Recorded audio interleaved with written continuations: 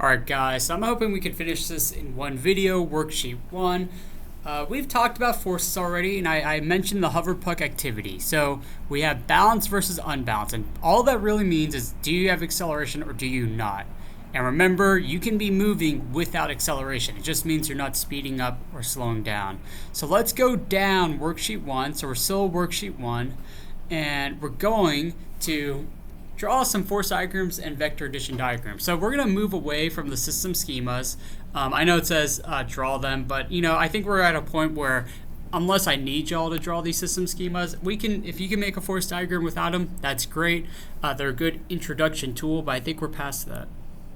So we have a cat here, and this cat's just sitting on the rug. It's motionless. Before we start any of these problems, I want you to ask yourself, is it balanced or unbalanced? So I always say, write out, is it balanced? How do you know? I mean, the key word here is motionless, so I'm going to say at rest. So I'm going to make a force diagram. I know there's gravity going down, and I know there's a normal force going up. All right, looks great to me. This is my force diagram. So force diagram. But now I'm going to make a new kind of chart, a vector addition diagram. All right, so my VAD, very important tool that we'll use. So the way I start a VAD is similar to my force diagram. And basically, I'm going to graph all of my vectors. The size of the arrows and the direction of them matter for these VADs. So let me start off. I'm just going to draw gravity. So gravity goes straight down, right? So I'm drawing gravity. Now, my next force, whichever force is in my force diagram, I need to start at the end of gravity and then follow whatever direction it goes. In this case, I've got normal force. So this one's pretty easy. I start with gravity. I'm going to go up with normal force. So gravity is red, normal force is green. Now you might notice these start and end in the same spot. So what that means is that we have no net force. All right, so what is net force? I'll give you the proper definition. You can call it the resultant force. It is a vector sum of all forces. What that means is, let's say I have a huge force diagram and I scrunch all those forces up into a big ball, and then I let them all out and I graphically put them all. Whatever's left over is the net force. And essentially what we'll learn is balance also means your net force is 0. So I'm just going to actually write it out here. So now we have another way to define balance force. So yes, acceleration is 0 meters per second squared. Also, F net is 0 newtons.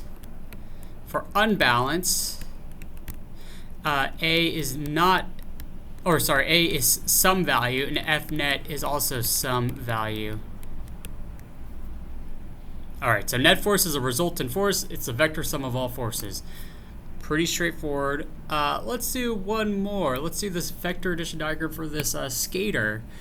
And I think we got everything. All right, so the skater, moving at a constant speed across frictionless ice. So I'm highlighting everything that's important.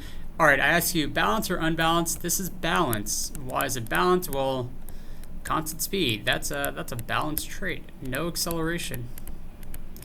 All right, that's good. Well, let's draw a force diagram. So I know there's gravity. I know there's normal force. Now, if this was normal ground, I'd say there's friction, probably going opposite, but there's no friction. And if I say applied force, that wouldn't make sense because I'm unbalanced. So this one's tricky because a lot of people will say, oh, there's got to be an applied force. The skater is moving across the ice. How are they moving forward without it? So this is what I'll say. The skater was at rest. They use an applied force to move forward, or they use something to go forward. But once they're moving, they actually don't need a force to keep them going. You would only need a force to either speed back up or slow back down. So this is what they're going at. So this is my force diagram. And now I'm going to make my VAD. Now, last time I started with gravity. You know what? I'm going to start with normal force. So I'm going to follow normal force goes up. Very good.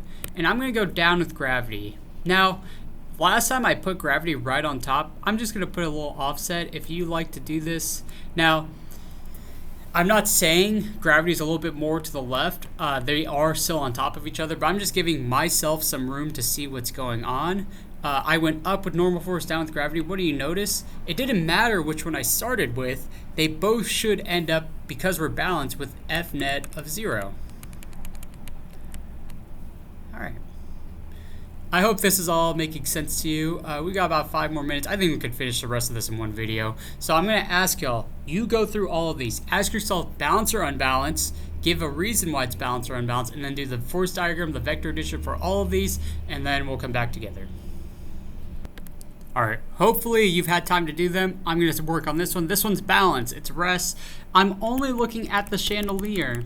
So I'm only looking at the chandelier. Chains, if you didn't know, they have tension. And then there's also gravity going down. So this is my FD. All right, well, this one's just like before, except instead of there being normal force, we have tension. So this is my VAD. So I don't think that one's too hard. Let's go to the next one. All right, so I'm gonna look at specifically what they want. They want us to focus on the bucket of water that is being raised up out of the well at constant velocity. This is balanced again. It's constant velocity.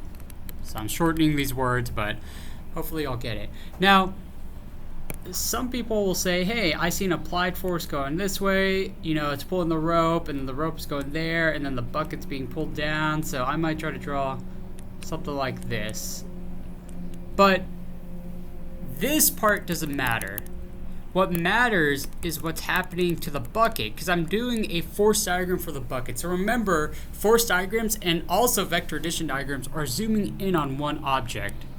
So it's the weight of the bucket and the tension that the bucket notices. So the bucket here, he only sees the rope going up, pulling him up, and then his own weight going down. He doesn't know all this is going on. So this is my force diagram. Now I'll do the VAD. You got gravity going down, and tension going up. All right, so hopefully y'all are good with that. All right, let's do number 5, a force diagram and a vector addition diagram for a softball player who is slowing as she slides into the base. So notice she's not touching this person or the base yet. She's sliding in. This sounds unbalanced. So remember, you can have unbalance in these scenarios. She's slowing down. So I would say, okay, there's gravity. There's normal force, but what could be slowing her down? That sounds like a job for friction. It's probably going the opposite way of her motion. All right, very good. Well, how am I going to draw this? So I'll show you how I draw it. So you can have gravity going down, and I'll go with friction. So I'm going to go with friction. Friction will go left. So remember, you always start the next force from the bottom of the last force. So we call this the head to tail method.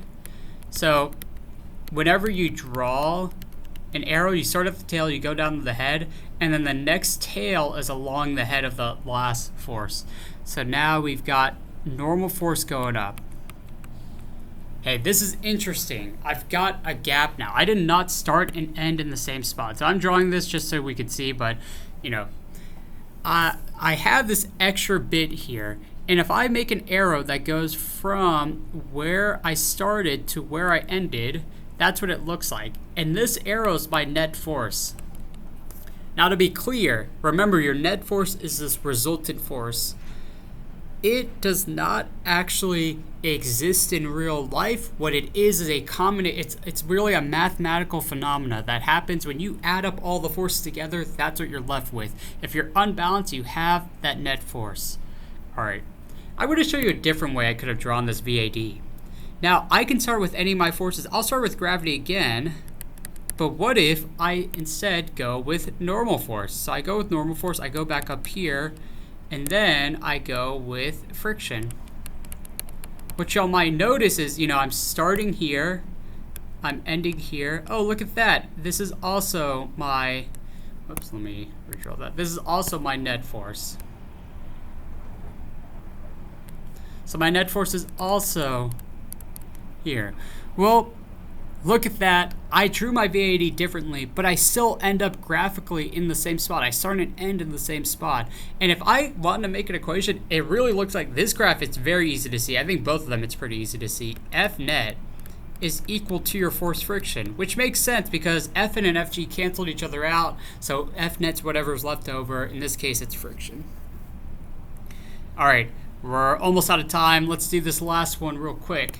So we got the skydiver. He's going down. It's unbalanced. We're speeding up. So unbalanced, speeding up.